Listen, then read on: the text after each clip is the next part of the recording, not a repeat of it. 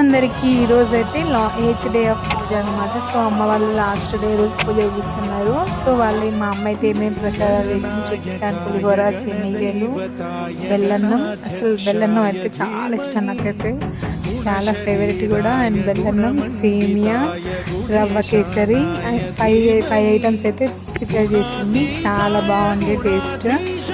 And ఇక్కడైతే ఇది పూజకి సంబంధించిన ప్రసాదాలు.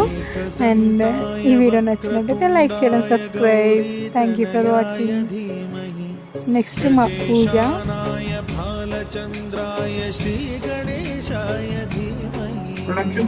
చేసుకోండి.